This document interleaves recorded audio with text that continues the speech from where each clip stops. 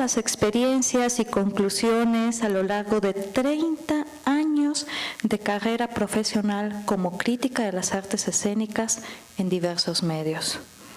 Es autora del libro La nueva cara del bailarín mexicano, que fue el antecedente directo de su seminario La percepción del espectador, el cual se complementó con un libro y el presente video didáctico. En 1997 produjo el video Un siglo de cuerpos, que construye una síntesis del desarrollo dancístico mexicano en el siglo XX. Entre su abundante producción editorial destacan La danza en México en los años 70, Guillermina Bravo, una iconografía, La dramaturgia del bailarín o El cazador de mariposas, Diario de una danza por la antropología teatral en América Latina y Poética de la enseñanza, una experiencia. Bibliografía elemental para todo bailarín, creador, investigador de la danza. Ha dictado conferencias e impartido seminarios en toda la República Mexicana, así como en Brasil, Ecuador, México, Venezuela, Argentina, Colombia y Costa Rica. Ahorita es un enorme placer que nos esté acompañando en la UNAM. Y bueno, sin más preámbulo, los dejo con Patricia Cardona. Gracias. Muchas gracias por esa generosa introducción. Esto que voy a platicarles hoy necesariamente tiene que ser leído, porque al final hay un cuentito, para no hacerlo aburrido. Entonces, lo vamos a hacer lo más agradable posible. Y empezamos así. El título es El cuerpo y sus mundos alternativos. Es un título enigmático. Entonces vamos a tratar de descifrarlo. Porque somos un cuerpo, territorio. Es nuestro país de origen. Ahí proyectamos nuestras creencias, pensamientos y utopías. Los mundos alternativos, para mí, son las 1001 encarnaciones de personajes que nos inventamos para habitar ese territorio. Cada personaje es un mundo, dentro y fuera del escenario. Podemos aferrarnos a uno de nuestros personajes favoritos, sea el de madre, maestra o esposa ejemplar. O podemos reinventarnos en otra cosa, guerrillera, activista, hacker o Mata-Hari, la espía más glamorosa que haya. Siempre he deseado que el mundo escénico sea una metamorfosis. Debería ser la norma, pero no siempre. Técnicas, estilos y modas nos pueden anclar en la comodidad, en la rutina. Y esa comodidad convierte a nuestro territorio, el cuerpo, en un campo predecible y mecánico. Hasta que un día el mismo cuerpo manda un impulso que dice: ya basta, ya me cansé de representar a este personaje. Continuemos, cambiemos de piel. Ese momento promete algo fascinante para el espectador, pero aterrador para el creador. Porque de entre todos los personajes y estilos y técnicas que ha venido encarnando, de pronto ese cuerpo territorio desecha a todos, se queda sin nada y vuelve al origen. ¿Por qué me fascina tanto este fenómeno en el coreógrafo, en el músico o en el escritor? ¿Por qué un halo de misterio rodea al que tiene el don de dar vida al origen? ¿Por qué despierta igualmente un anhelo, una nostalgia, a la vez que un enamoramiento? ¿En qué dimensiones de lo desconocido nos introduce? Los aborígenes australianos llaman a nuestra civilización el gran olvido. ¿Sigo? Continúo. Así está. Dicen que hemos olvidado quiénes somos, de dónde venimos. Vivimos eternamente nostálgicos. Dicen que hemos perdido todo arraigo con la naturaleza, todo conocimiento de nuestro verdadero ser. Hemos olvidado el origen, dicen, y al perder el origen, hemos perdido también nuestra voz, nuestra mirada y sobre todo la sensación del cuerpo como territorio, continente, mapa, brújula, vehículo de creación y de sanación. Y vivimos eternamente extraviados. Buscamos afuera lo que siempre estuvo adentro, la sanación, el rumbo y el conocimiento. Ante semejante provocación, cabe preguntarse, ¿el creador que nos atrapa y enamora es porque encontró su origen? ¿De ahí brota nuestra nostalgia? Origen, originalidad, verdad, congruencia, autenticidad son lo mismo. Una vez localizados, estos atributos del cuerpo territorio son imparables y dejan una huella en la memoria del espectador. ¿Qué han descubierto estos creadores afortunados que es tan urgente comunicar al mundo? Saben consciente o inconscientemente que han tocado fibras universales que conmueven a la humanidad. Saben y sienten que de ahí se desprende una fuerza, un poder de persuasión. Han convivido con un misterio y no saben cómo nombrarlo, y yo tampoco. En el caso de la danza y el teatro, el origen vive, se desplaza, se manifiesta en el cuerpo, y en las demás artes también. No está afuera y provoca un estado interior muy particular.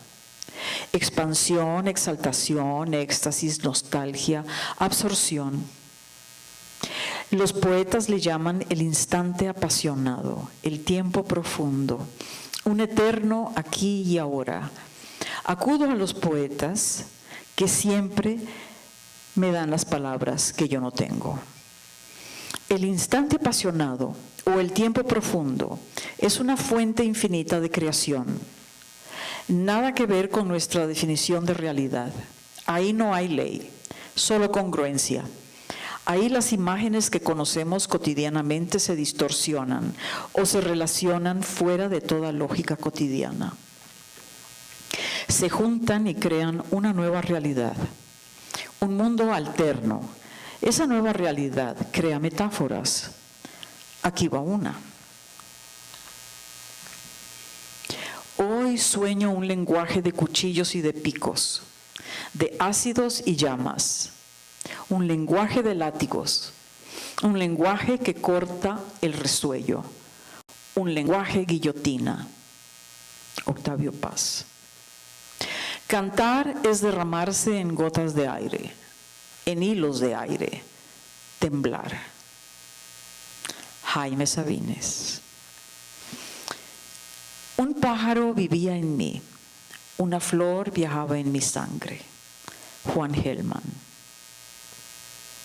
El cuerpo del bailarín se convierte en metáfora cuando resuena con los símbolos que le envía su origen, su memoria arcaica. Un pájaro vivía en mí es una danza. Convertirse en hilos de aire, temblar, es otra danza. Un lenguaje guillotina de ácidos y llamas, ni se diga. Estas imágenes poéticas son una provocación. Crean inevitablemente mundos insólitos, impredecibles. Solo la imaginación puede lograr esto. Cito a Marcel Proust. En todo momento, el artista debe escuchar su intuición. Eso es lo que hace al arte lo más real de todas las cosas. Y concluye, lo que arrastramos fuera, desde la oscuridad de nuestro interior, aquello que es desconocido, eso es lo nuestro. La palabra expresión significa literalmente presionar hacia afuera. Nos pasamos la vida expresando, ocurrencias y banalidades, pero nunca o muy pocas veces llegamos a saborear las profundas implicaciones de la expresión verdadera. Nuestra nostalgia y anhelo, por tanto, no tienen fin, y no sabemos por qué, hasta que las grandes obras de arte de la humanidad nos recuerdan nuestro origen y se intensifica el anhelo. Nos despiertan no solo nostalgia, sino la imaginación y la memoria arcaica. Nos asomamos a ese continente perdido, sumergido bajo capas de civilización. ¿Cuándo volverá a emerger en mi conciencia esa memoria? Imposible preverlo. Solo hay que estar atento, propenso y vulnerable, desnudos de civilización. ¿Cómo propiciar ese instante apasionado, esa huella de resonancias? Sabemos que salta como la liebre y nos espanta, porque ahí descubrimos nuestra inmensidad. No estamos acostumbrados. ¿Qué es eso de tener un lenguaje original? ¿A quién se le ocurre? ¿Cuándo sé que lo tengo? Vaya vértigo de preguntas. ¿Me retiro de toda influencia cultural, académica y familiar? ¿Me sumerjo en los instintos animales sin contagio de civilización?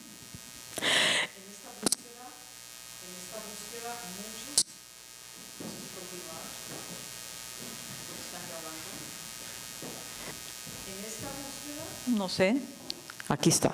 En esta búsqueda muchos se vuelven vanguardistas de a de veras. Otros se visten como los sátiros de la mitología griega. Algunos se comen la raíz de la naturaleza, como los iniciadores de la danza Butó. Isadora Duncan, Nijinsky, Picasso, Walt Whitman, Stravinsky encarnaron esta rebelión del espíritu. Gracias. Las vanguardias siempre han buscado el origen, como una postura crítica que todo lo renueva. No hay nada más antiguo y arcaico que una vanguardia auténtica. El impresionismo, el fauvismo, el dadaísmo, el expresionismo, el surrealismo, el abstraccionismo, todos buscaron la esencia. Incluso el posmodernismo tan manoseado está enraizado en esa búsqueda. El escritor español Andrés Ibáñez tiene una definición espléndida del posmodernismo. Dice que es un sistema crítico de la modernidad. Revela que lo real, o lo que consideramos como realidad, es solo un esquema cultural creado a partir de la imaginación e intención de los grupos que están en el poder. Por tanto, también la historia es una invención y puede reinventarse o reinterpretarse. Para los tradicionalistas, esta definición es demoledora. Para los anarquistas, es la bandera nacional. Para los que no tienen postura, es liberadora. Si la realidad es una construcción derivada de nuestras creencias, es posible cambiar los sistemas dentro de mi mente cuando transformo mis propias creencias. Lo anterior justifica todo lo imaginable: ideologías, guerras, negocios, campañas de publicidad, estilos y modas. En lo personal, significa que me puedo desapegar de toda estructura social, política y religiosa sin que haya daños colaterales. Hago como que estoy en este mundo, sin estarlo. Todo es un juego. El arte posmoderno ve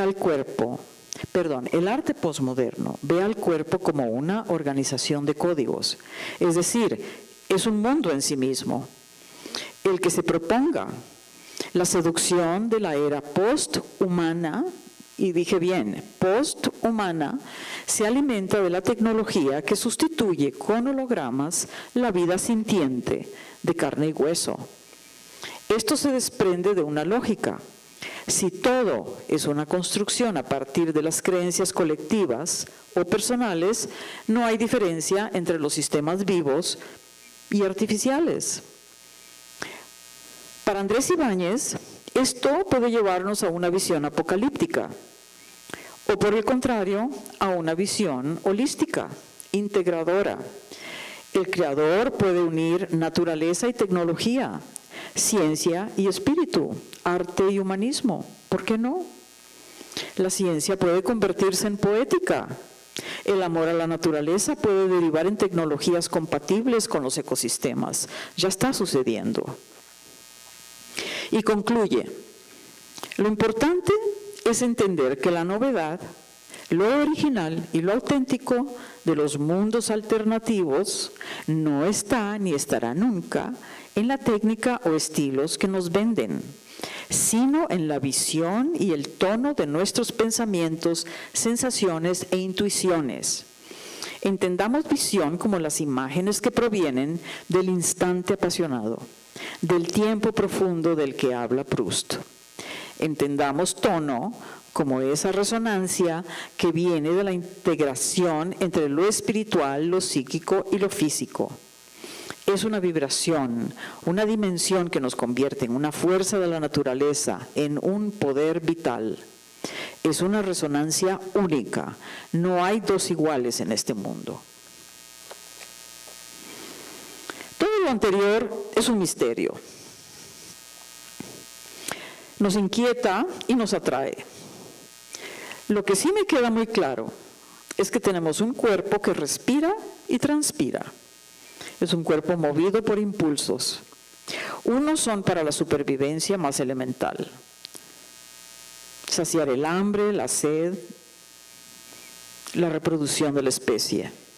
Otros son básicos para la defensa. Atacamos, depredamos o huimos cuando nos sentimos amenazados. Otros impulsos son más sublimes. Nos llevan a establecer vínculos fraternales y amorosos con los demás. Otros nos jalan hacia adentro para encontrar el reposo, el consuelo, la reflexión y la contemplación. Otros nos impulsan a jugar, a explorar, a investigar y a crear. Y es aquí donde quiero detenerme. Porque ese cuerpo, habitado de pulsiones biológicas, universales, de repente da un giro y entra en procesos de metamorfosis y morfogénesis. Y suceden milagros. Si entendemos como milagros sucesos que no tienen explicación lógica o lineal. El instante apasionado o el tiempo profundo es uno de esos milagros. Ese cuerpo se distingue de los demás cuando se vuelve lenguaje y expresión. Esta dimensión es antigua y se pierde en la noche de los tiempos. Desde Platón y Aristóteles se llama poética. La poética no solo es teoría del arte, es también aquello que nos define como seres creadores de mundos subjetivos, alternativos. Cuando caemos en cuenta de que somos bios y de que somos poética, consciente o inconscientemente recordamos quiénes somos. Sí, somos bios, un cuerpo dotado de un código genético que lo sabe y contiene todo. Pero también somos poética, ensoñación, imaginación, intuición, inspiración. Somos bios porque sentimos los impulsos básicos y sutiles para la supervivencia. Somos poética porque desafiamos el mundo con nuestras metáforas, visiones, sueños y ensueños. Estos determinan nuestra evolución personal y colectiva. Lo extraordinario es que hay dos impulsos que provocan esta evolución, queramos o no. Son dos gatillos que disparamos inconscientemente cuando estamos listos para romper moldes, creencias, hábitos y esquemas de percepción que ya no funcionan. El primero se llama neofilia y el segundo neofobia. El primero ama lo nuevo, el segundo le teme. El primero rompe estructuras fijas, lenguajes y acuerdos colectivos. El segundo se aferra a estos y defiende la sistematización de las formas. El primero avanza, el segundo se congela. Estos dos impulsos se encargan de la evolución de la especie y de la nuestra en particular. ¿Cómo se siente evolucionar o involucionar? ¿Cuándo sé que la neofilia me jala para romper el cascarón? Todo empieza con una irritación, una incomodidad, un enojo, un hartazgo y saturación de nuestro estado actual. Entra la intolerancia a lo conocido y familiar. Nos sentimos perdidos, no pertenecemos a ningún lugar. Y le decimos a los demás, disculpen las molestias que esto ocasiona, pero ya no sé quién soy y ya no soy quien fui.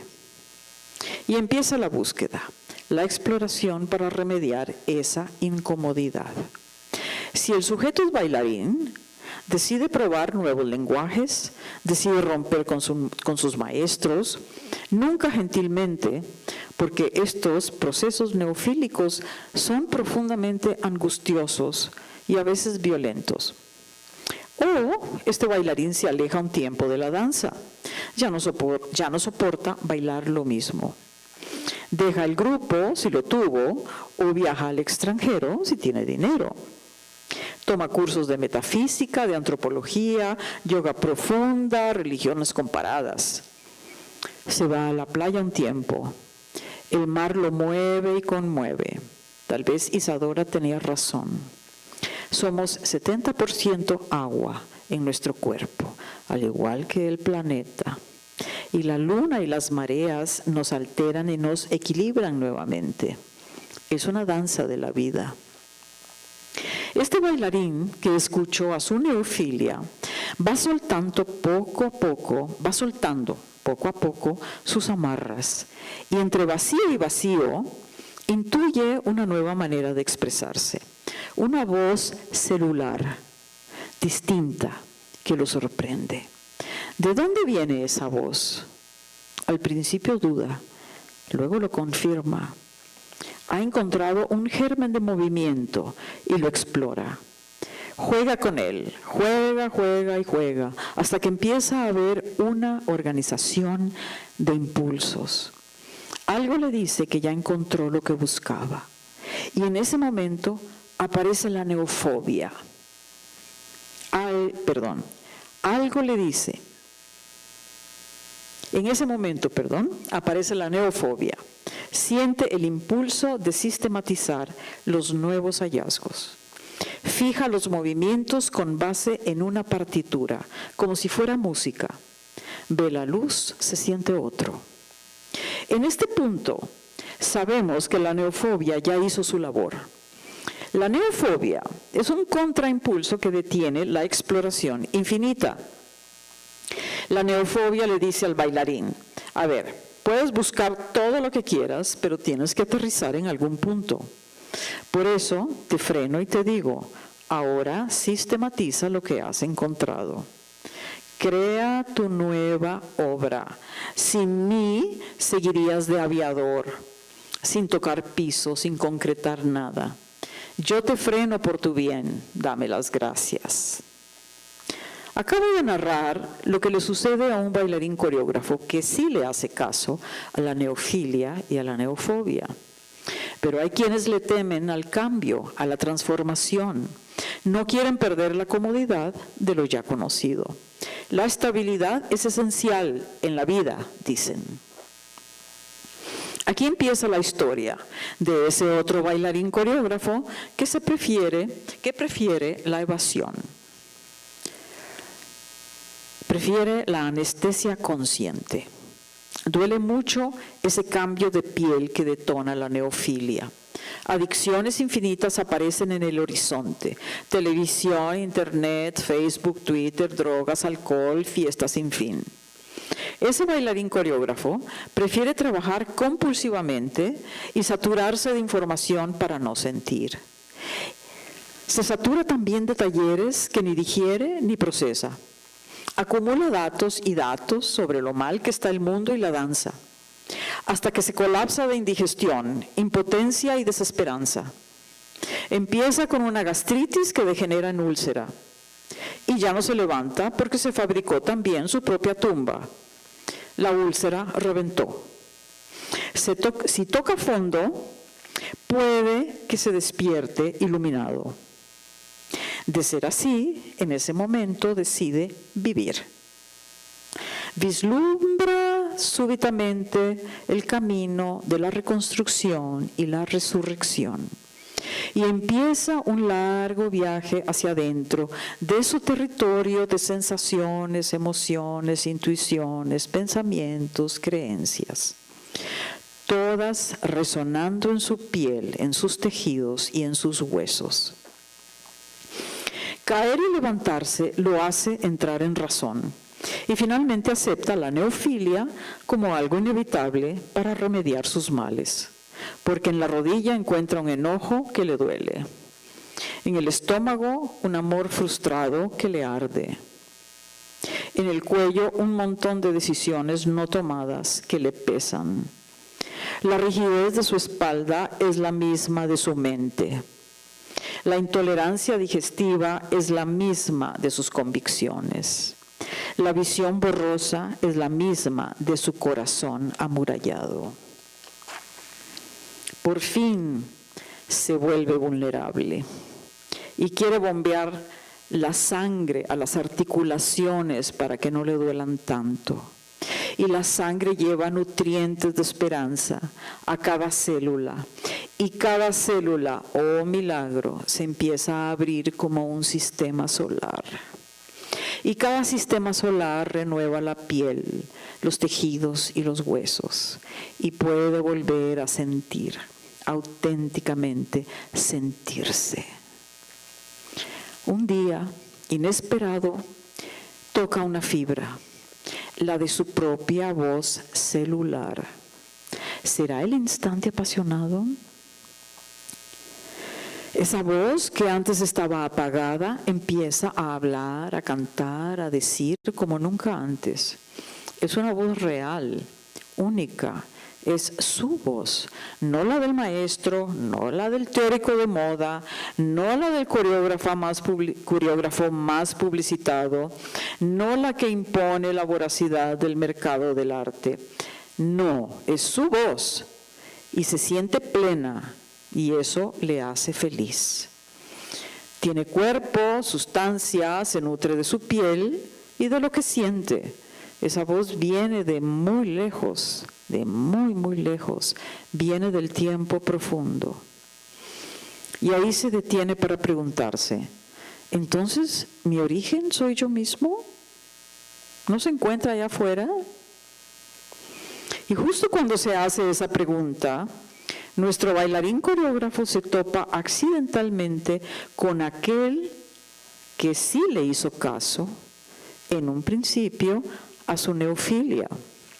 Llamémosle a este primer héroe Metamorfosis, Meta para abreviar.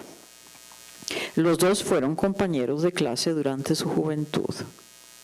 Meta le dice, ¡ay, pero qué bien te ves! El resucitado, que se llama Morfogénesis, Morfo para abreviar, le contesta, ¡ay, igual tú! Y se abrazan sorprendidos por el inesperado encuentro. Para no alargarme demasiado con el diagnóstico, resumo. Meta y Morfo se van caminando a un lugarcito que se llama Café Contento. Todo transcurre banalmente hasta que Morfo le pregunta a Meta, ¿y qué has hecho últimamente? Leo a Joseph Campbell, un estudioso de los mitos antiguos, responde Meta. Me inspiran mucho sus enseñanzas. Quiero crear una serie de solos alrededor de ese tema. Morfo intuye que hay algo importante ahí, pero si es un tema amplísimo, comenta, insiste en que continúe. Meta toma un sorbo de café y con asombrosa naturalidad comenta, mira, Joseph Campbell describe al héroe de los mitos como aquel que suelta todo aquello que lo formó desde su niñez. Elige morir ante su pasado para renacer a lo nuevo. Vive una transformación total y eso me intriga mucho. ¿Y tú estás en ese proceso?, le pregunta Morfo sorprendido. Sí, no. Tuve una crisis fuerte hace un tiempo. Ahora estoy saliendo y todo se cocinó en la zona pélvica. Al cambiar mis pensamientos, cambiaron mis sensaciones y las acciones de mi cuerpo se impulsaron desde la pelvis, donde todo se integró. Mis emociones y mis tripas estaban hechas un revoltijo. Es como si el hacer, sentir y el pensar, todo al mismo tiempo se mezclaran ahí, en el plexo solar. Mucho se habla de esta integración desde lo intelectual, pero nunca podemos conseguirlo hasta no encarnarlo, digo yo. Encarnarlo, repite Morfo, aprobando. Me estoy enfocando en esto para sacar adelante mi proyecto, continúa Meta, porque nunca tendremos una presencia en el mundo, y mucho menos en la escena, mientras sigamos fragmentados y desencarnados, es decir, la mente fuera del cuerpo, el cuerpo como vehículo de piruetas, virtuosismos abstractos, técnicas vanguardistas dificilísimas como única virtud. Hoy día es tan normal este divorcio antinatural. Lo agravamos con la tecnología y todas sus distracciones. Somos unos esquizofrénicos sin remedio si seguimos así. Uy, sí lo creo, dice Morfo. Lo he sentido y sufrido también. Vivir desconectados del cuerpo confunde mucho, hasta que aprendí que es un instrumento pedagógico. Nos dice cuando estamos bien y cuando estamos mal. Solo así nos enteramos. Ya pasé por eso. Meta interrumpe. Es que no confiamos en la intuición, que es lo peor. Se pierde demasiado tiempo escuchando a los demás. Me gusta eso de encarnar las vivencias como fuente de conocimiento, comenta Morfo. Pero eso no lo sabemos hasta que rompemos con todo lo que nos formó allá afuera. Meta no lo deja casi ni hablar. Mira, como dice Campbell, el héroe encarnado es nuestro verdadero aliado. Es el genio integrador del que surge la acción espontánea y perfecta. El héroe encarnado es, no pretende ser. Su vida es un hacer y sentir y pensar integrados. Piensa haciendo y sintiendo, siente haciendo y pensando, hace pensando y sintiendo, todo al mismo tiempo. Nosotros lo separamos siempre, desde que entramos a la escuela. Es una esquizofrenia la tal educación. Pero, te comento rapidísimo, mi obra trata de responder a otra pregunta. ¿Cómo nació el primer rito humano? En lo personal, creo que los primeros ritos nacieron así. Fueron una expresión espontánea, natural, del hacer, sentir y pensar, todo integrado frente a las provocaciones del entorno y del ambiente.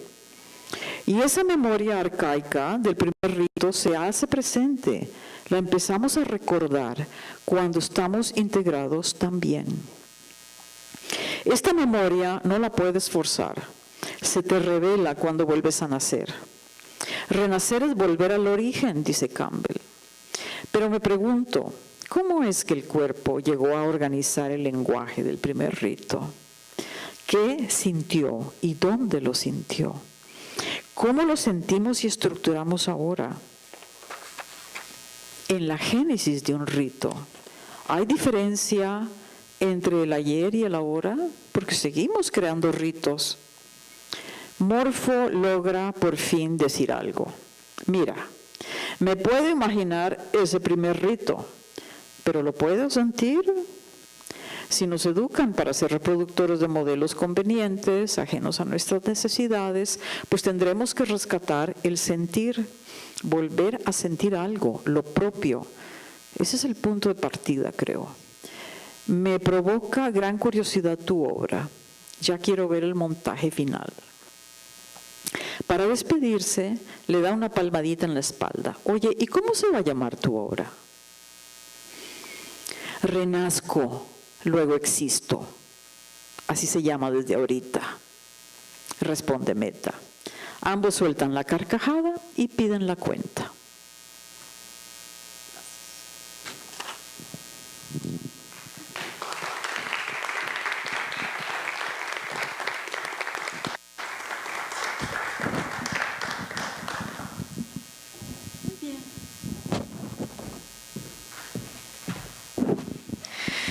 Muchas gracias, Patti. Creo que muchos no podemos evitar proyectarnos en ese cuento y en ese relato, ¿verdad? Es nuestra autobiografía. Sí, es un espejo. ¡Qué bárbara! Pero bueno, yo ahí vi a varios jóvenes tomando notas, asintiendo la cabeza, sonriendo. Puedo intuir que se dejaron llevar por este relato de meta. Meta y morfo. Meta y morfo. Entonces, yo quisiera que aprovechemos que aquí nos está acompañando Patti Cardona para interactuar un poco con ella. ¿Qué opinan? ¿Qué surgió? ¿Cómo nos espejeamos ahí? ¿Qué pasa con nuestros cuerpos actualmente? ¿Qué pasa con este sentir y no sentir que nos plantea Patti? Si alguien quiere empezar a tomar la palabra.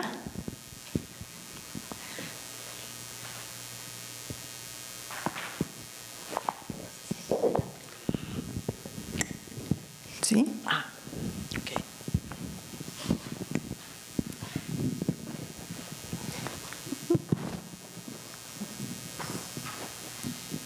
Hola, soy Carla y quiero agradecer por la ponencia, me gustó mucho. Y quería preguntar en especial, ¿cuál crees tú que es el factor o la razón que hace que disociemos tanto el sentir del hacer y del pensar? O sea, en este sistema, obviamente que uno puede pensar que la alienación es uno de los factores, pero en el arte, que uno piensa que es como una de las formas por las cuales las personas pueden buscar su libertad, porque al final termina siendo una prisión y termina siendo algo que al final te ata aún más al sistema. Eso. Separa un poquito más el micrófono. Perdón. ¿Cuál de ellos sientes tú de los factores que determina ese problema o el factor más importante? Sí, bueno, voy a ser muy brutal. Para empezar, entrar a la escuela primaria ya empieza. Porque toda la educación, el modelo educativo está hecho para fragmentar el hacer, el sentir y el pensar. Y cuando llegamos a adultos, estamos pero tan fragmentados que ya no sabemos qué sentimos, si lo que sentimos es nuestro o ajeno. Finalmente es lo ajeno porque al mismo tiempo estamos bombardeados por un factor que se llama televisión, publicidad, etcétera, etcétera. Entonces, cuando nosotros estamos fragmentados, hay una situación en el cerebro que es muy fuerte, es la conformación de sinapsis patológicas.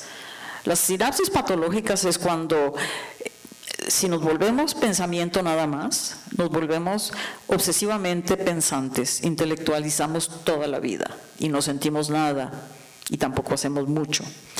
La otra sinapsis patológica que se va conformando en esta separación educativa, donde lo práctico, lo teórico y lo sintiente está separado, es que si no somos pensantes, entonces somos sintientes y accionamos y accionamos, accionamos y accionamos patológicamente sin integrar el pensamiento y la sensación. Y el otro es hacer y hacer, patológicamente sin integrar los otros dos. Perdón, cuando dije el sentir, nos volvemos en neuróticos compulsivos, porque es nada más pura sensación, sin llevarla a la acción y sin reflexionarla. Entonces, estamos siempre como en este juego de espejos que son miles de cuerpos y somos uno solo. Entonces empezamos a vernos fragmentados como un vidrio roto. Pero el problema es ese, empieza en la escuela primaria. Los niños son fascinantes mientras no tienen la edad de 7 años. Cuando entran a la edad de 7 años empiezan ya a perder la imaginación, a perder el gusto por la vida, a perder el impulso, a tener miedo, porque empieza la represión sutil o muy evidente a través de los patrones, de los sistemas de creencias, de los modelos que hay que imitar, reproducir, y si no los reproduces te castigan, entonces viene el miedo, ahí empieza. Ahora imagínate cuando quieres estudiar arte, llegas a la edad de, ¿qué será? 16, 17, 18 años, y querer integrar todo eso. Y resulta que la educación artística está también desintegrada en materias de hacer, sentir y pensar, teoría, práctica y juegos creativos. Entonces, cuando te piden que lo juntes todo, ¿cómo le haces?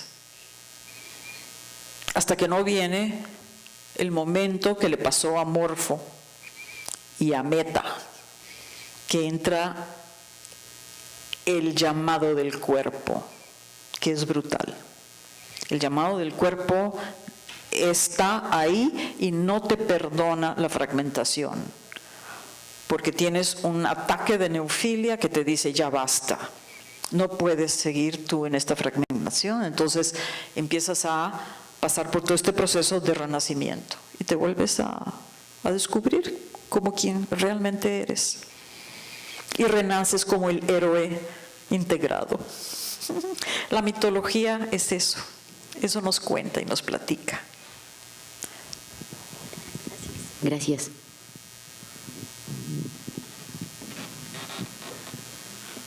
Hola, buenas tardes. Hola.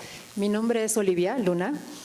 Pues bueno, llegué un poquito tarde, pero la idea que quiero transmitir es qué tan real y qué tan brutal llega a ser realmente, como usted lo expresó en estas palabras, la fragmentación del cuerpo. Me asalta una pregunta de una sola palabra que es tal vez cómo, ¿no? O completando la pregunta, ¿cómo podemos reintegrar, ¿no?, toda esta fragmentación en el hacer dancístico, ¿no? O sea, que en lo cotidiano, en un ensayo, por dónde retomar, por dónde empezar, por dónde seguir. Sí creo que es un trabajo que definitivamente tiene que partir de una cuestión personal, desde luego. Nadie te lo va a decir, ¿no?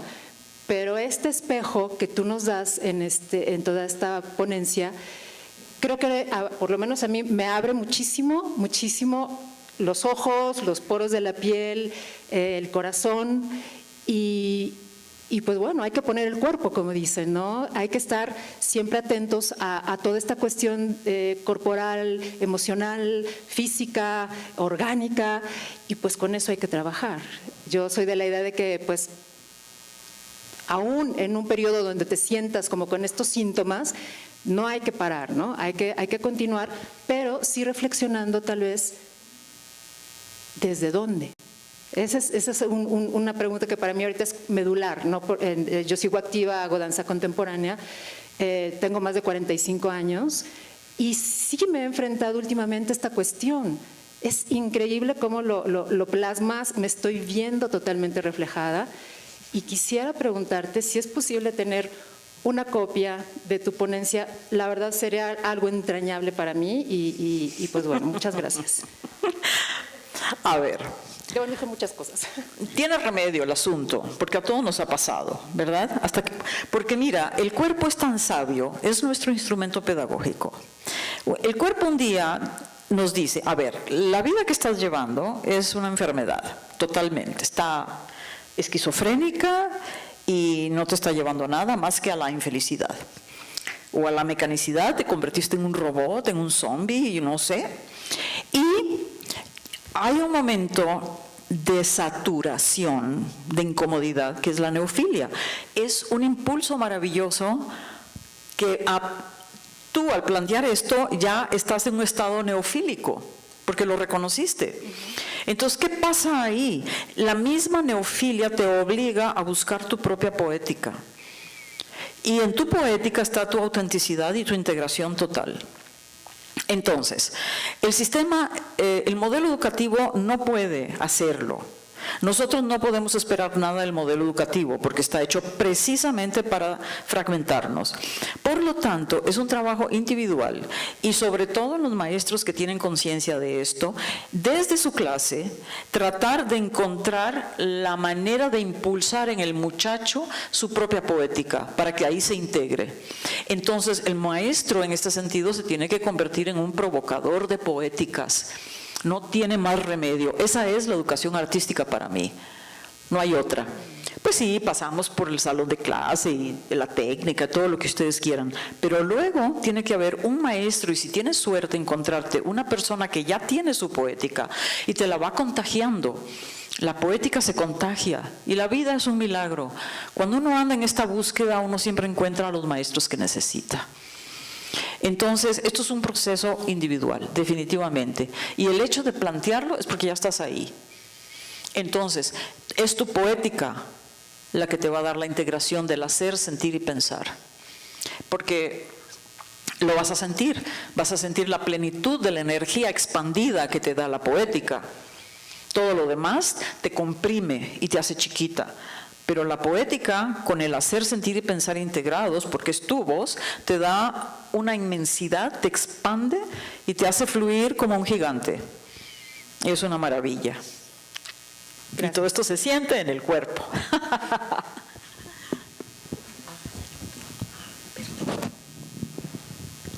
Ahí está.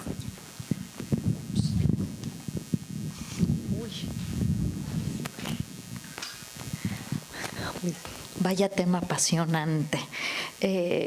Escuchándolas, que también hermosa bailarina, qué bueno que nos acompañas.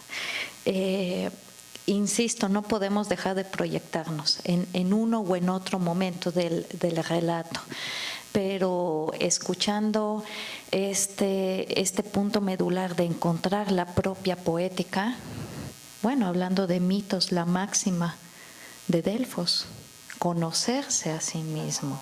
¡Qué gran tarea!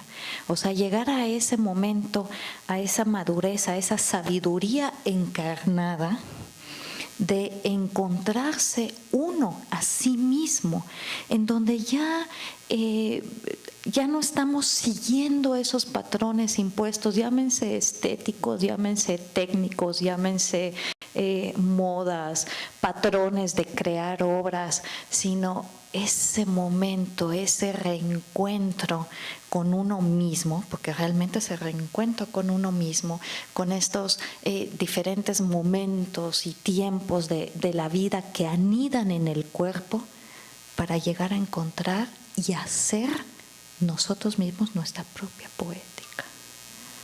Así es. ¡Qué maravilla! Eso se llama reencarnación. Esa es la verdadera reencarnación. Reencarnarte de otra manera. Exacto, no la reencarnación en el otro, sino en uno mismo. Claro, o sea, reencarnarte, o sea, primero naces, luego te desencarnan y te tienes que volver a reencarnar cuando ya descubres tu poética. Esa es la verdadera reencarnación.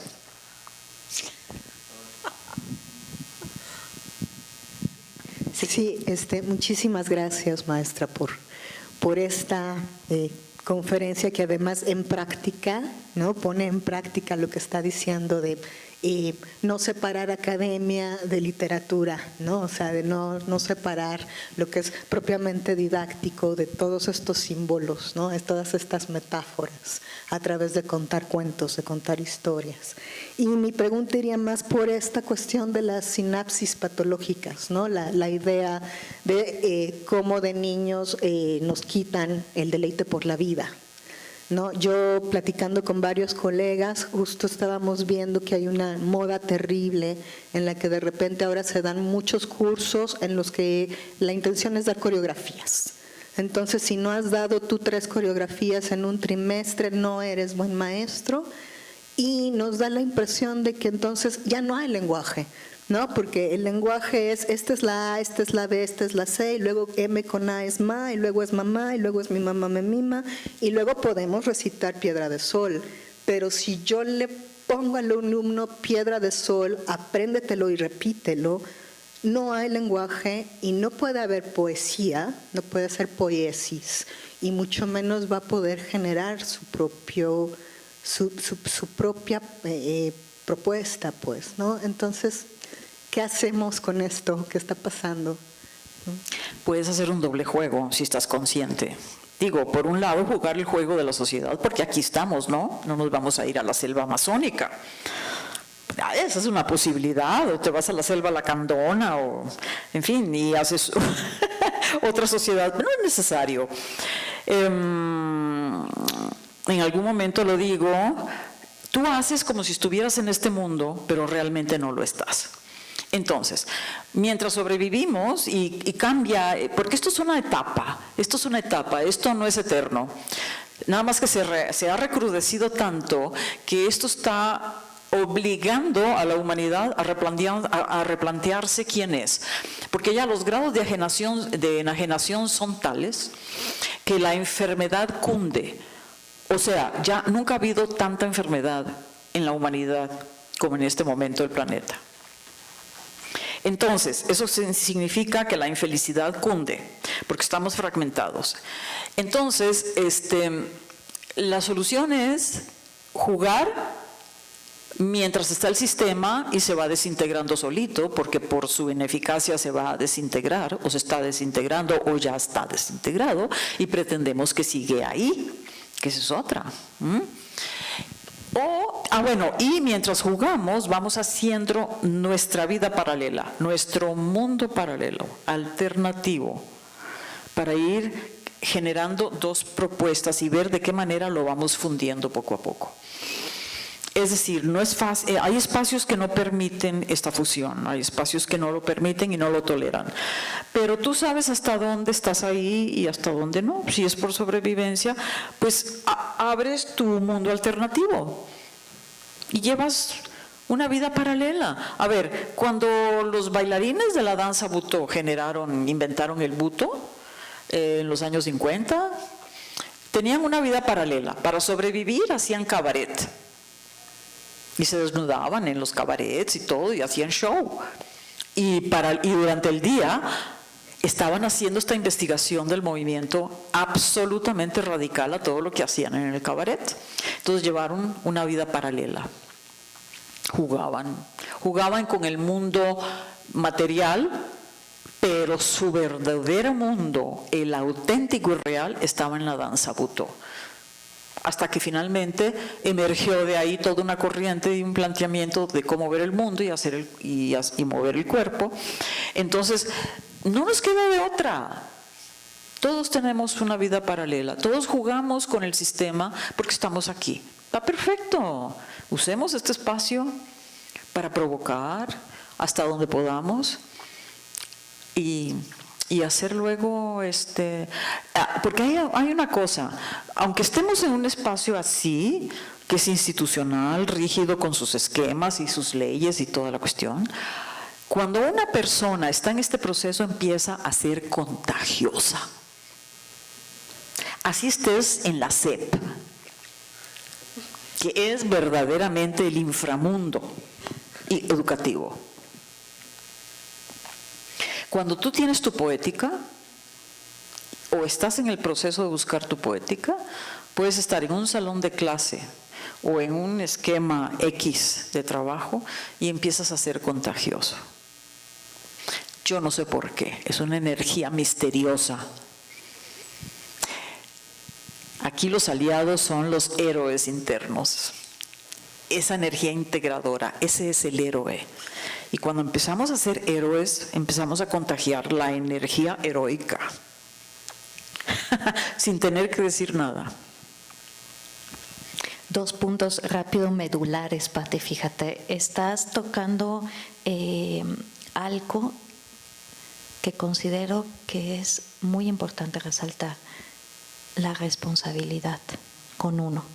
Porque reencontrarnos, reencarnarnos y construir nuestra propia poética está sostenida con una responsabilidad con nosotros mismos, ¿no? Y el otro punto que creo que es importante destacar es este que hablas del contagio del entusiasmo, que también eso es posible. Es decir, hay un sistema que ya todos conocemos, enfermo, depredador, aniquilador, que contagia la enfermedad. Pero encontrar nuestra poética significa contagiar de poética.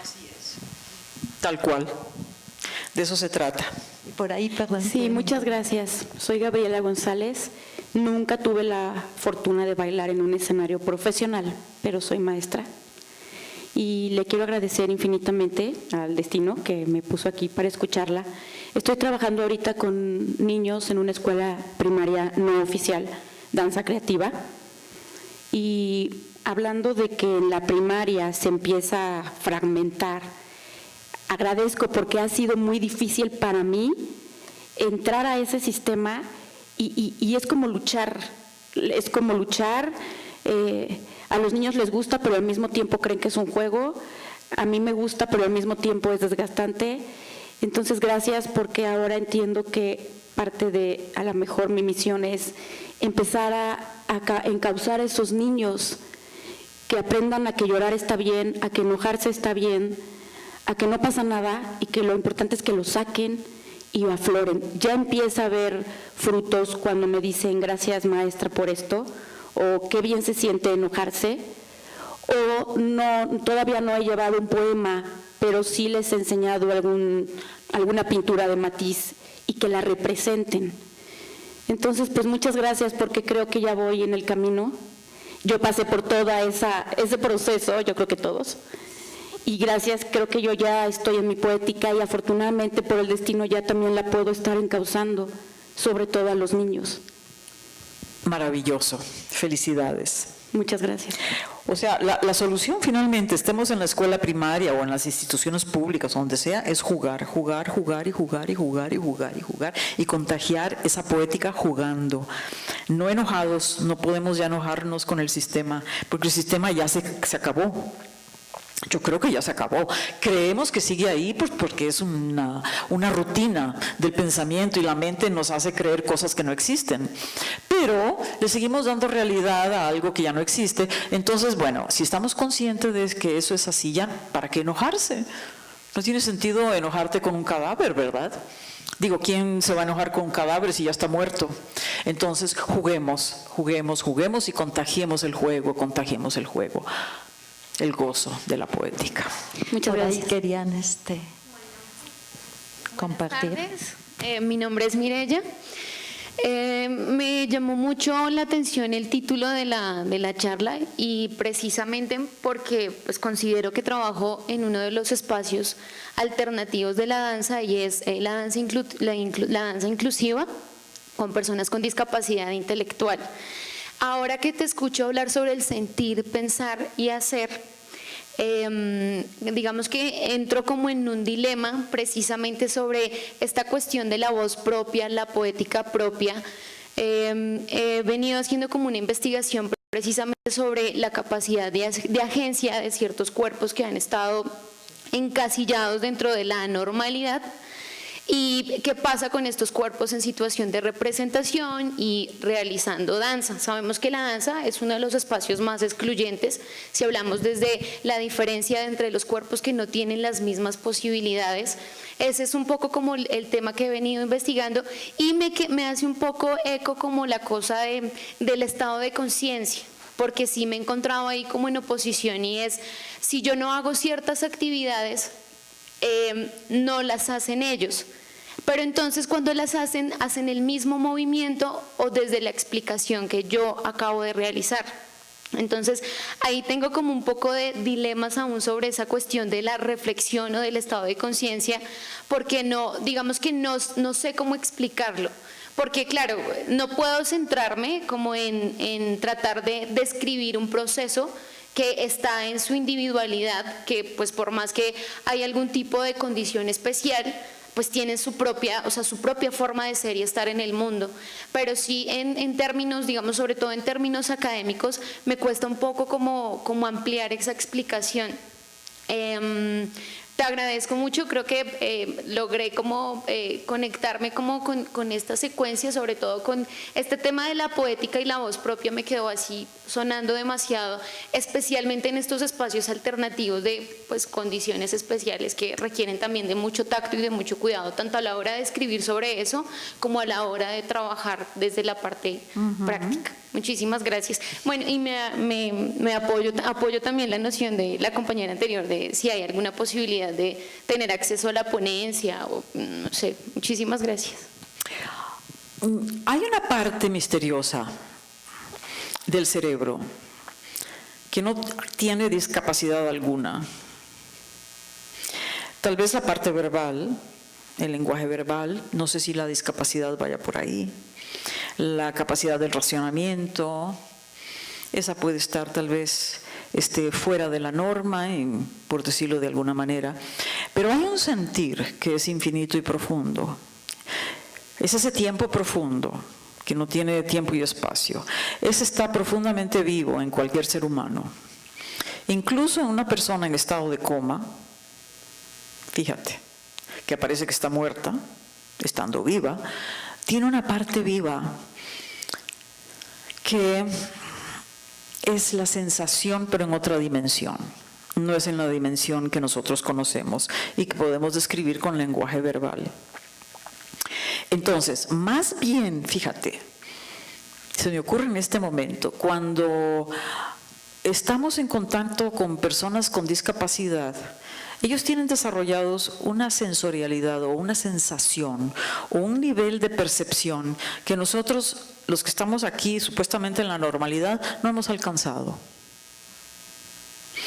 Y cuando hablamos del tiempo profundo y del instante apasionado, estamos hablando de situaciones del subconsciente y del inconsciente tan profundas que ellos, precisamente por su discapacidad, la tienen despierta. De pronto es una desgracia estar en la racionalidad y en el lenguaje verbal, porque se han agarrado de eso para limitarnos y encajonarnos y discapacitarnos con respecto a nuestra propia poética. Creo que estos otros seres humanos, con ese mundo alternativo, tienen más sensibilidad que nosotros. Lo que tú les estás dando como danza, como canto, como ritmo, vibración, frecuencia, lo que sea que ellos perciban, los hace entrar en su mundo profundo y feliz. Estoy segurísima que nosotros envidiamos de alguna manera. O queremos, es la nostalgia de la que estamos hablando. Tenemos nostalgia de esa pureza. Ellos lo tienen en estado de pureza, estoy tratando de generalizar, porque no han tenido contacto con nuestro mundo intelectual, racional, verbal, que tiene sus grandes ventajas, obviamente. Nos ha permitido el acceso a una cantidad de cosas maravillosas en el mundo, pero también es un arma de doble filo. También con eso nos pueden distorsionar al grado de convertirnos en seres absolutamente deformes, monstruos totales y absolutos, desintegrados, fragmentados, autodestructivos a más no poder. ¿Quién dice quién está bien, si nosotros o ellos? Yo diría que ellos son más puros que nosotros, la verdad. Así es que no te angusties. Ellos están en su poética, porque no han sido distorsionados, ni la sociedad normal los ha discapacitado como nos ha discapacitado a nosotros. Y hemos pasado una vida entera tratando de volver a capacitarnos y reencarnar en lo que verdaderamente somos. Yo no sé si eso responde a tu pregunta. Así es que no te inflictúes, estás en un mundo privilegiado, yo creo.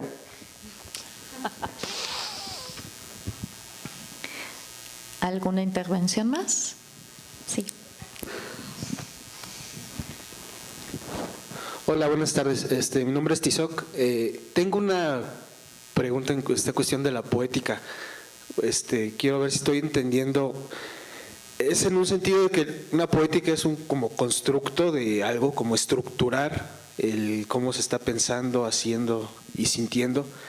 Y me imagino que entonces la poética personal es eso, el cómo lo estamos organizando individualmente podría pensar que el sistema es una poética, bueno, no es arte el sistema, pero es un constructo de algo. Entonces, en ese sentido, yo como mi referencia, que será la poética de Aristóteles, y entendiéndola más como literatura, y bueno, ya hablamos de que, bueno, mencionaste que no solo es como la teoría, hay una cuestión de práctica y que involucra al cuerpo. Entonces, quisiera ver si podrías como tal vez aclararme más cómo es esta cuestión de tu poética, no solo es teoría, es tu cuerpo, está dentro de esto de sentir, pensar, hacer y tu constructo o tu construcción del mundo. Bueno, refiriéndome a mi construcción del mundo. Sí.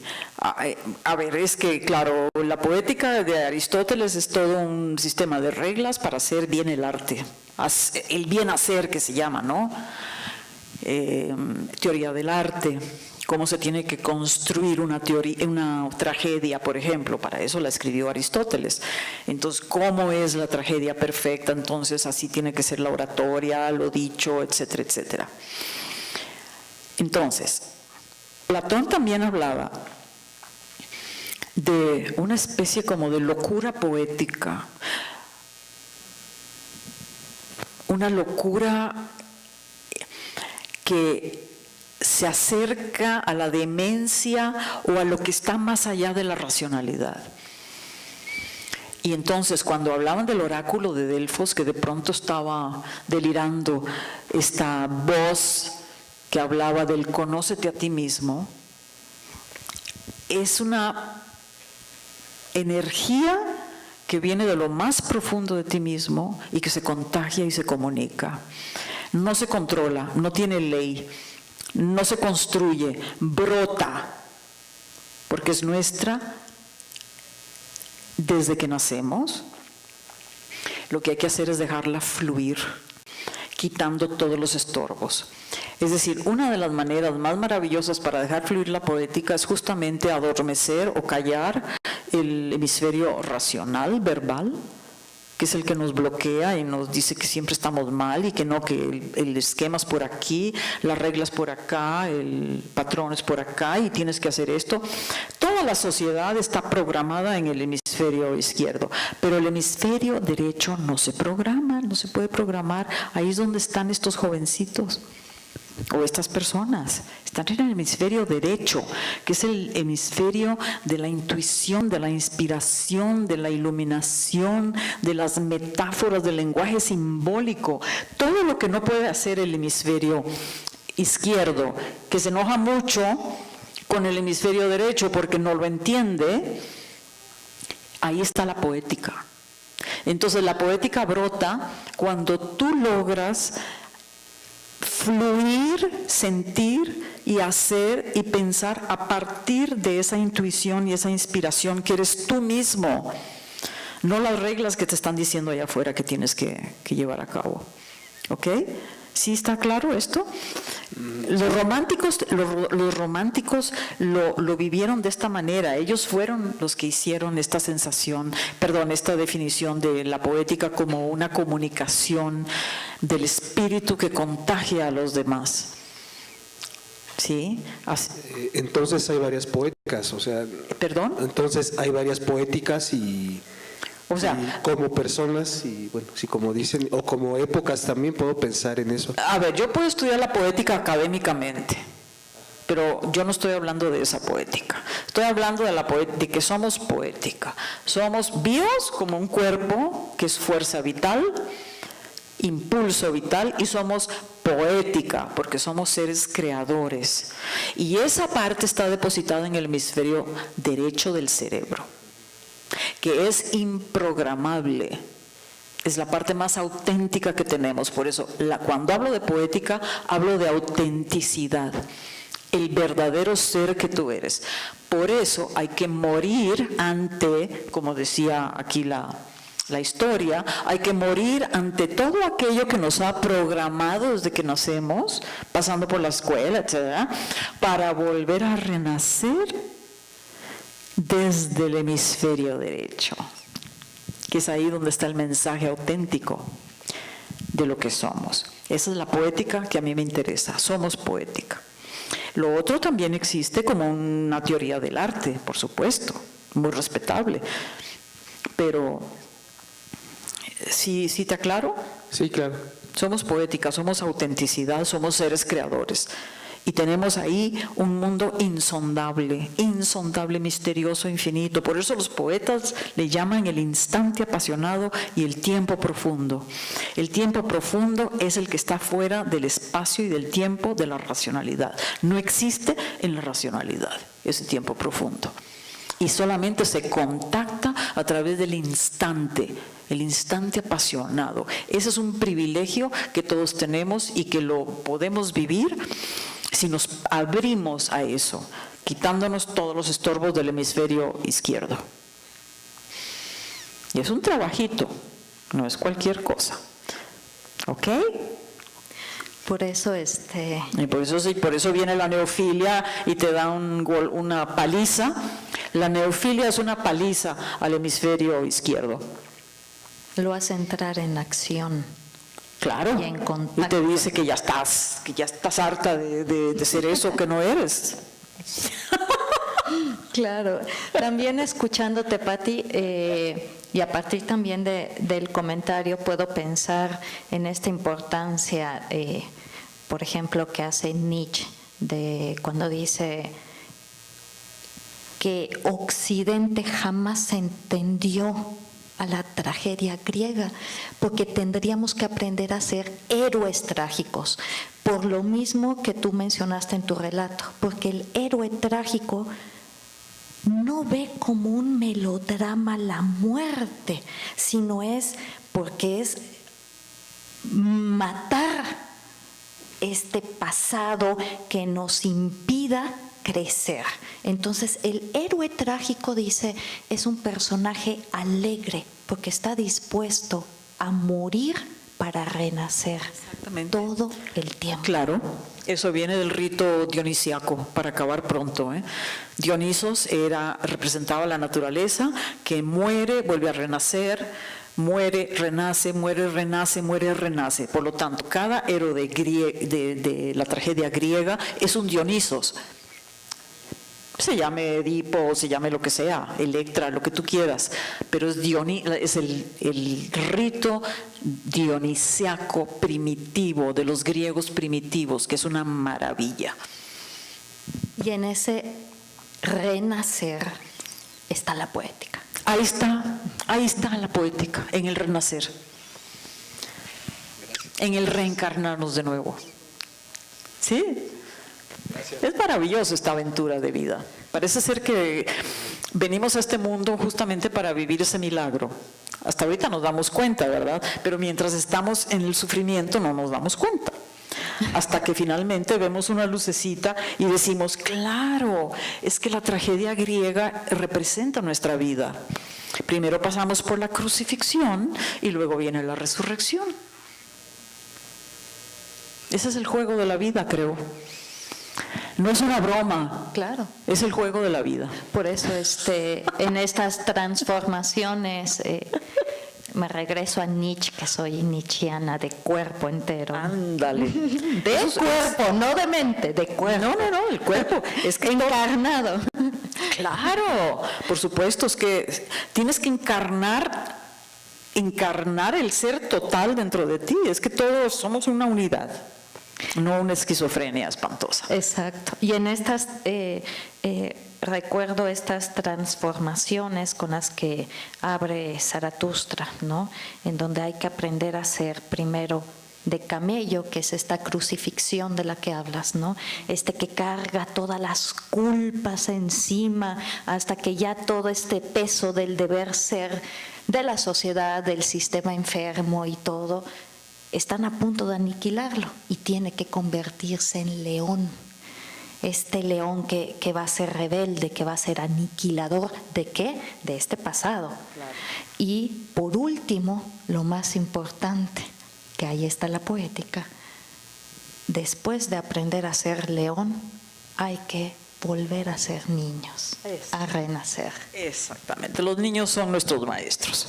Los niños y los animales, para mí. Ahí está la vida, porque Ahí ellos está están la puros, poética. Por supuesto, ahí está la poética, por supuesto. Y estos seres discapacitados, entre comillas, son discapacitados para el funcionamiento de una sociedad que está enferma. Entonces yo creo que son unos privilegiados, yo los envidio. Nosotros tuvimos que pasar por el martirio de adecuarnos a una estructura enferma hasta que un día decimos, no, se acabó. Y entonces los niños, los animales y los discapacitados, los disque-autistas y todo esto son seres de una pureza energética absoluta. Ellos viven en su mundo, en su tiempo profundo. Y creo que lo que podamos hacer con ellos, los ganones somos nosotros, porque nos vamos a estar contagiando de su pureza. Así lo veo. Bueno, Pues, ¿qué más? Si no hay alguna otra participación. Por ahí, perfecto. Muy bien. Si nos ayudan con el micrófono, muchas gracias. Bueno, buenas tardes. Mi nombre es Emiliano y solo tengo una duda. Entonces, en el sistema que vivimos nos bloquea para que no podamos crear, hacer poética, y los seres puros los pone como si fueran diferentes o incorrectos, haciéndonos creer que nosotros estamos bien cuando en realidad no lo estamos. Exactamente, lo dijiste, lo abreviaste de una manera perfecta. A ver, esto no es para que te deprimas, es el juego de la vida, ¿ok? Venimos a este mundo para aprender un juego que se llama crucifixión y resurrección. Ese es el juego de la vida. Entonces, lo vivimos, nos caemos, desfallecemos, nos hacen creer que ese mundo de allá afuera que nos están vendiendo es una maravilla, porque tenemos acceso a los bancos, a los créditos, podemos comprar coche, vamos a los restaurantes, tenemos televisión, internet. ¡Wow! Estamos absolutamente deslumbrados con la tecnología y todo lo que ofrece ese mundo allá afuera, ¿no? Y tratamos de tener un trabajo para poder tener luego un departamento y hacer todo lo que hace todo el mundo, que parece ser que eso es lo normal. Y está bien, yo lo he hecho, todos lo hemos hecho y todos vivimos así. Hasta que un día nos damos cuenta de que no nada más hay eso.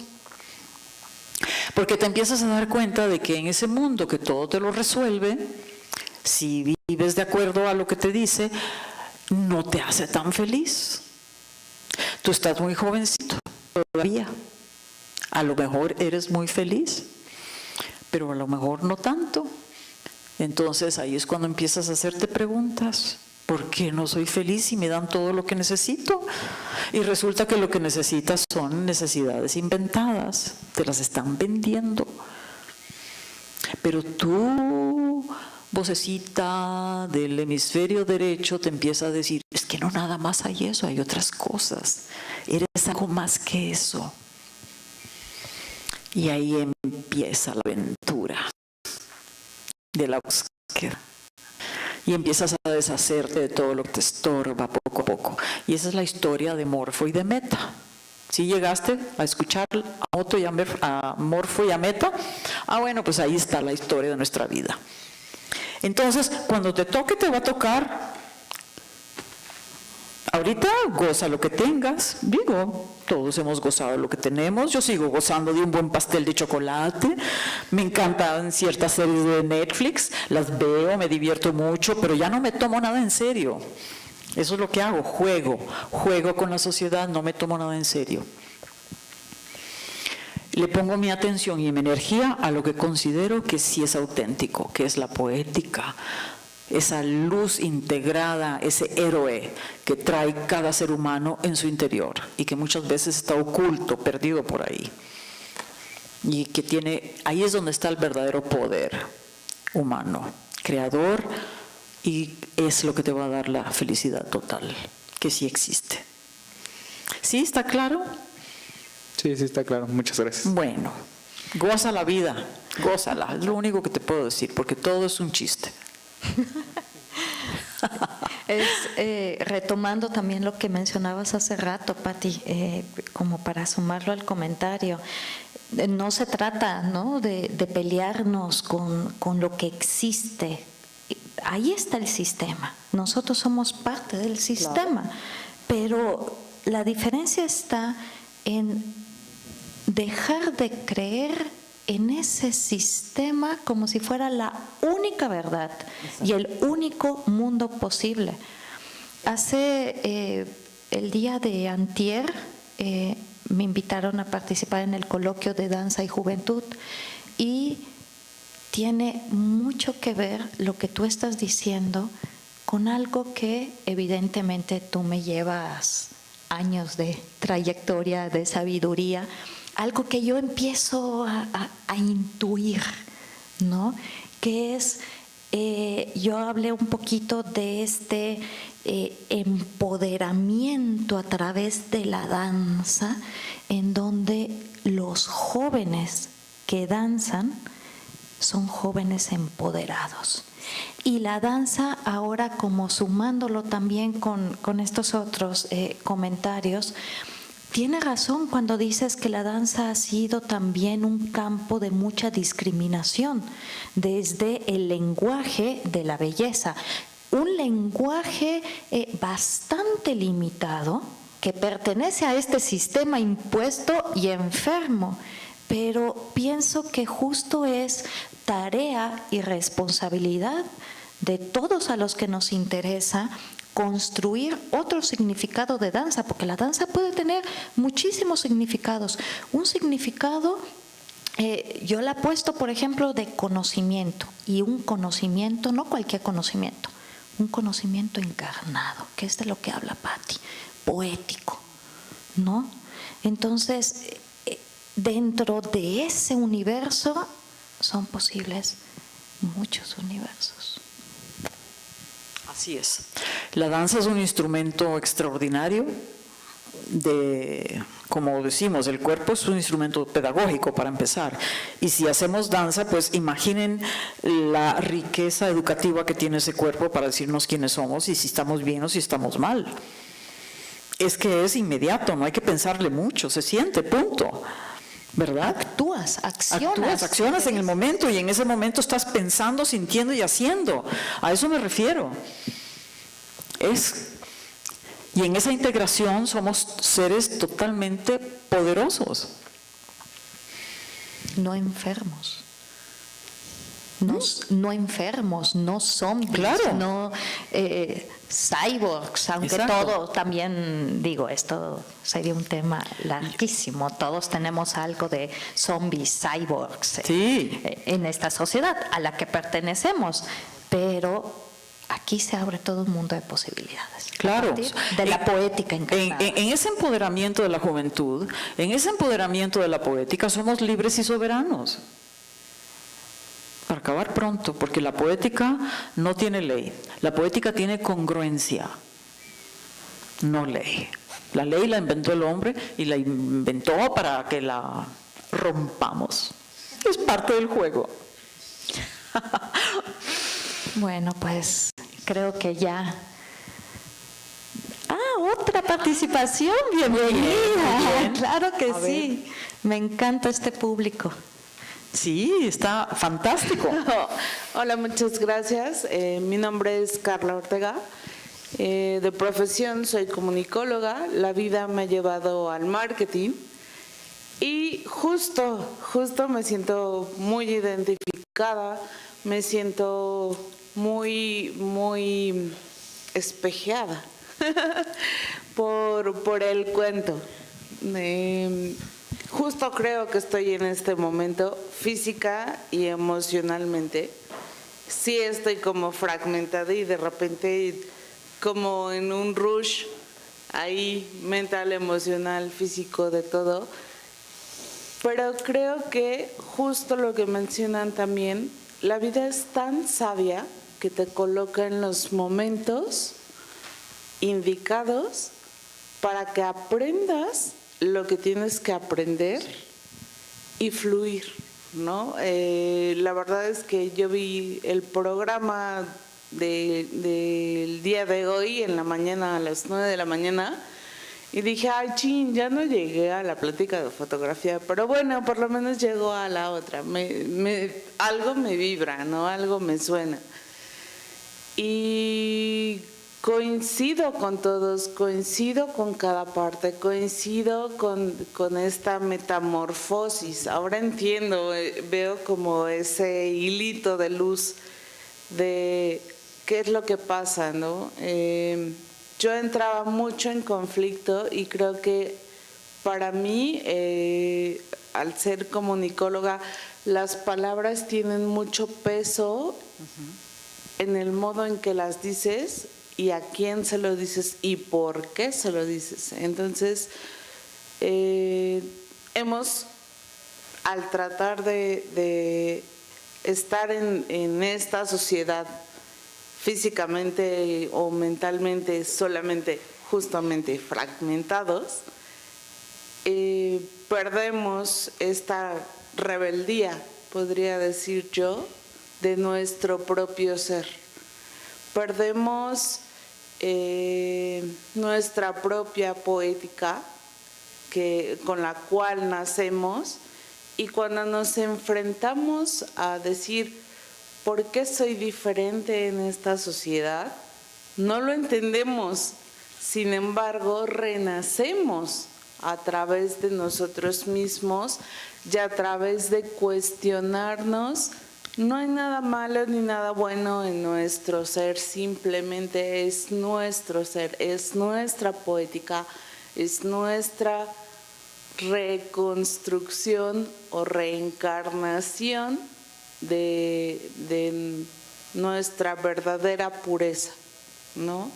Y creo que más que cuestionar, porque a final de cuentas creo que en mi hoy y ahora estoy justamente en este periodo de fluir,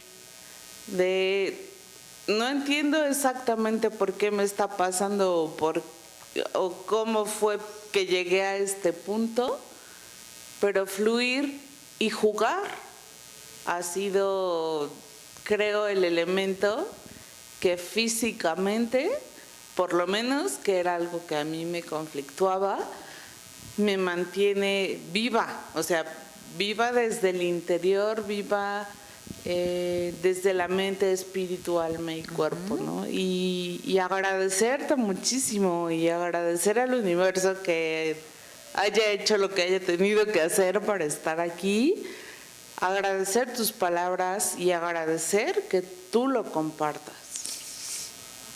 Encantada, es mi tema favorito. Yo creo que estamos en un escenario perfecto para que todos despertemos a la poética. Hay que agradecerle a la sociedad esta decadencia indescriptible porque nos está obligando a despertar. Y yo creo que eso es maravilloso, es un privilegio. Y está pasando con mucha gente. Lo que te está pasando a ti está pasando mundialmente hablando. Ya somos muchísimos. Por lo tanto, todo tiene un porqué y un para qué, como en la tragedia griega. Efectivamente. Este sistema enfermo, como tú dices, se está autodestruyendo.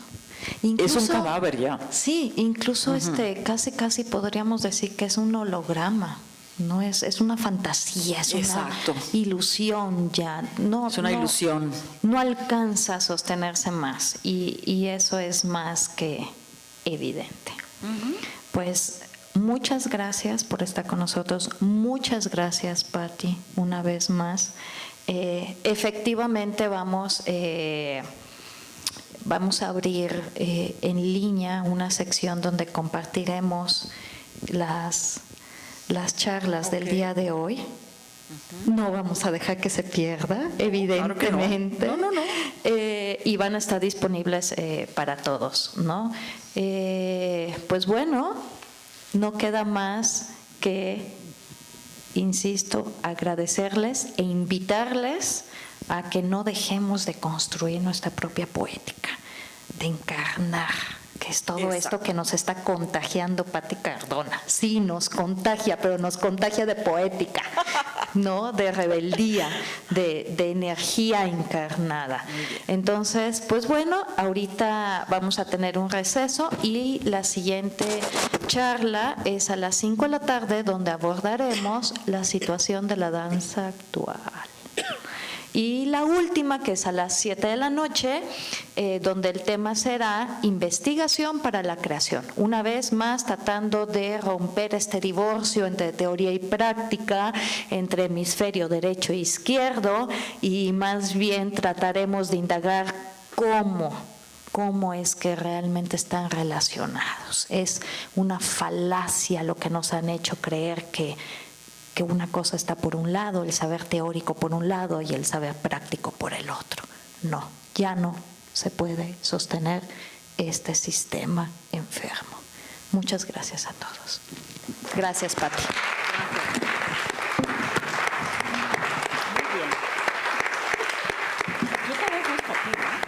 Para que se lo des a ellos, los que quieras. Llaman a nuestra civilización el gran olvido. ¿Sigo? Continúo. Así está.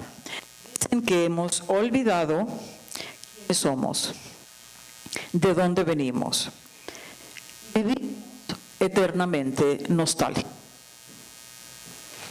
Dicen que hemos perdido todo arraigo con la naturaleza, todo conocimiento de nuestro verdadero ser.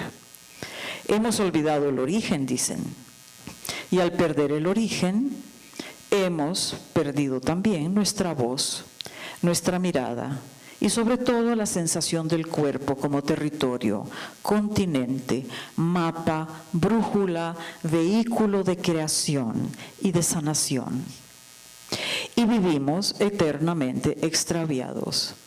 Buscamos afuera lo que siempre estuvo adentro, la sanación, el rumbo y el conocimiento. Ante semejante provocación, cabe preguntarse, ¿el creador que nos atrapa y enamora es porque encontró su origen? ¿De ahí brota nuestra nostalgia? Origen, originalidad, verdad, congruencia, autenticidad son lo mismo. Una vez localizados, estos atributos del cuerpo territorio son imparables y dejan una huella en la memoria del espectador. ¿Qué han descubierto estos creadores afortunados que es tan urgente comunicar al mundo? Saben consciente o inconscientemente que han tocado fibras universales que conmueven a la humanidad. Saben y sienten que de ahí se desprende una fuerza, un poder de persuasión. Han convivido con un misterio y no saben cómo nombrarlo, y yo tampoco. En el caso de la danza y el teatro, el origen vive, se desplaza, se manifiesta en el cuerpo y en las demás artes también. No está afuera y provoca un estado interior muy particular, su intuición. Eso es lo que hace al arte lo más real de todas las cosas. Y concluye, lo que arrastramos fuera, desde la oscuridad de nuestro interior, aquello que es desconocido, eso es lo nuestro. La palabra expresión significa literalmente presionar hacia afuera. Nos pasamos la vida expresando ocurrencias y banalidades, pero nunca o muy pocas veces llegamos a saborear las profundas implicaciones de la expresión verdadera. Nuestra nostalgia y anhelo, por tanto, no tienen fin. Y no sabemos por qué. Hasta que las grandes obras de arte de la humanidad nos recuerdan nuestro origen y se intensifica el anhelo. Nos despiertan no solo nostalgia, sino la imaginación y la memoria arcaica. Nos asomamos a ese continente perdido, sumergido bajo capas de civilización. ¿Cuándo volverá a emerger en mi conciencia esa memoria? Imposible preverlo. Solo hay que estar atento, propenso y vulnerable, desnudos de civilización. ¿Cómo propiciar ese instante apasionado, esa huella de resonancias?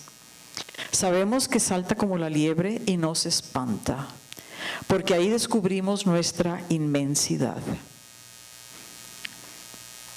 No estamos acostumbrados. ¿Qué es eso de tener un lenguaje original? ¿A quién se le ocurre? ¿Cuándo sé que lo tengo? Vaya vértigo de preguntas. ¿Me retiro de toda influencia cultural, académica y familiar? ¿Me sumerjo en los instintos animales sin contagio de civilización?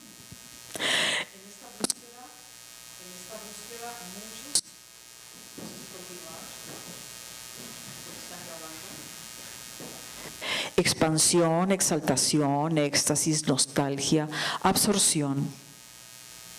Los poetas le llaman el instante apasionado, el tiempo profundo, un eterno aquí y ahora.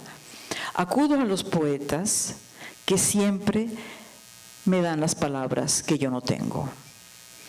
El instante apasionado o el tiempo profundo es una fuente infinita de creación. Nada que ver con nuestra definición de realidad. Ahí no hay ley, solo congruencia. Ahí las imágenes que conocemos cotidianamente se distorsionan o se relacionan fuera de toda lógica cotidiana. Se juntan y crean una nueva realidad, un mundo alterno. Esa nueva realidad crea metáforas. Aquí va una. Hoy sueño un lenguaje de cuchillos y de picos, de ácidos y llamas, un lenguaje de látigos, un lenguaje que corta el resuello, un lenguaje guillotina. Octavio Paz. Cantar es derramarse en gotas de aire, en hilos de aire, temblar. Jaime Sabines. Un pájaro vivía en mí, una flor viajaba en mi sangre. Juan Gelman. El cuerpo del bailarín se convierte en metáfora cuando resuena con los símbolos que le envía su origen, su memoria arcaica. Un pájaro vivía en mí es una danza. Convertirse en hilos de aire, temblar, es otra danza. Un lenguaje guillotina de ácidos y llamas, ni se diga. Estas imágenes poéticas son una provocación. Crean inevitablemente mundos insólitos, impredecibles. Solo la imaginación puede lograr esto. Cito a Marcel Proust. En todo momento, el artista debe escuchar pensamientos y utopías. Los mundos alternativos, para mí, son las 1001 encarnaciones de personajes que nos inventamos para habitar ese territorio. Cada personaje es un mundo, dentro y fuera del escenario. Podemos aferrarnos a uno de nuestros personajes favoritos, sea el de madre, maestra o esposa ejemplar.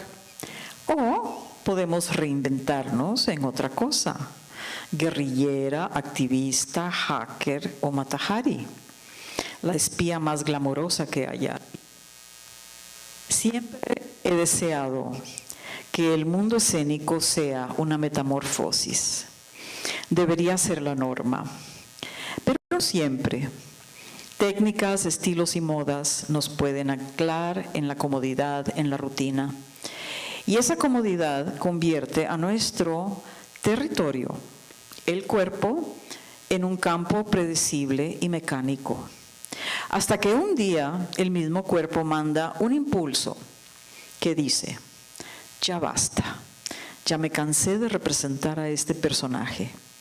Continuemos, cambiemos de piel. Ese momento promete algo fascinante para el espectador, pero aterrador para el creador, porque de entre todos los personajes y estilos y técnicas que ha venido encarnando, De pronto, ese cuerpo territorio desecha a todos, se queda sin nada y vuelve al origen. ¿Por qué me fascina tanto este fenómeno en el coreógrafo, en el músico o en el escritor? ¿Por qué un halo de misterio rodea al que tiene el don de dar vida al origen? ¿Por qué despierta igualmente un anhelo, una nostalgia, a la vez que un enamoramiento? ¿En qué dimensiones de lo desconocido nos introduce? Los aborígenes australianos. Las experiencias y conclusiones a lo largo de 30 años de carrera profesional como crítica de las artes escénicas en diversos medios. Es autora del libro La nueva cara del bailarín mexicano, que fue el antecedente directo de su seminario La percepción del espectador, el cual se complementó con un libro y el presente video didáctico. En 1997 produjo el video Un siglo de cuerpos, que construye una síntesis del desarrollo dancístico mexicano en el siglo XX. Entre su abundante producción editorial destacan La danza en México en los años 70, Guillermina Bravo, una iconografía, La dramaturgia del bailarín o El cazador de mariposas, Diario de una danza por la antropología teatral en América Latina y Poética de la enseñanza, una experiencia. Bibliografía elemental para todo bailarín, creador, investigador de la danza. Ha dictado conferencias e impartido seminarios en toda la República Mexicana, así como en Brasil, Ecuador, México, Venezuela, Argentina, Colombia y Costa Rica. Ahorita es un enorme placer que nos esté acompañando en la UNAM. Y bueno, sin más preámbulo, los dejo con Patricia Cardona. Gracias. Muchas gracias por esa generosa introducción. Esto que voy a platicarles hoy necesariamente tiene que ser leído, porque al final hay un cuentito, para no hacerlo aburrido. Entonces, lo vamos a hacer lo más agradable posible. Y empezamos así. El título es El cuerpo y sus mundos alternativos. Es un título enigmático. Entonces vamos a tratar de descifrarlo. Porque somos un cuerpo, territorio. Es nuestro país de origen. Ahí proyectamos nuestras creencias.